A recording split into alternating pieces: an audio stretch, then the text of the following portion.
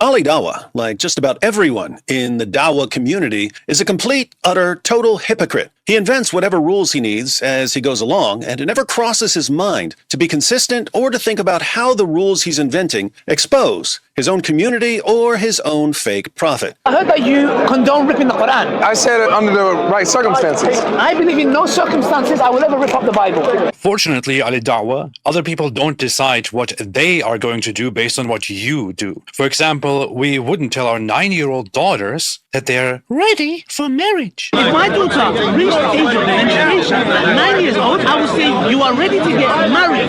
And we wouldn't send messages to ex-Muslims telling them that they are going to be executed as soon as we get the political power. There's a reason why there's a capital punishment, because people like you, little weaklings who leave their religion and cause corruption in the land by spreading it, the capital punishment in Islamic law would be applied to you. And we're proud of that. So don't ever try to convince us how we should act based on how you act. If somebody ripped up the Quran in response to somebody ripping the Bible, would you condone that? Two wrongs don't make a right. As a Muslim, you definitely shouldn't be ripping up any Bibles because, as you know, your God and your Prophet affirm the inspiration, the preservation, and the authority of the Jewish and Christian scriptures. As a Muslim, you should respect our book, as your Prophet did. But that has absolutely nothing to do with how we should treat your book, which we regard as the ramblings of an illiterate 7th century Arabian caravan robber who married a 6-year-old girl. Your Quran says, do not mock those who invoke other than Allah, right? Yes. Lest they will mock Allah in return, Yes, right? 100%. If you see that a Christian responds, right,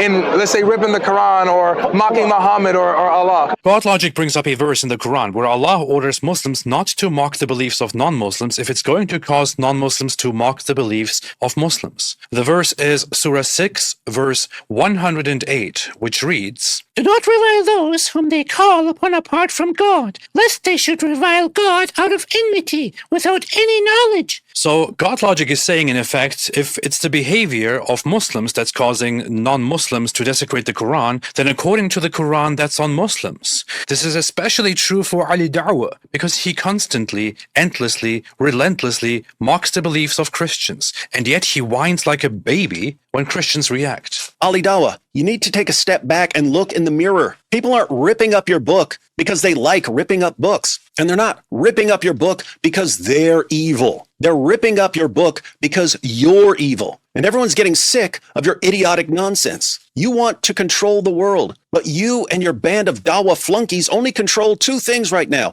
Jack and Squat. And Jack just left town. By ripping up the Quran, people are letting you know that you don't control them.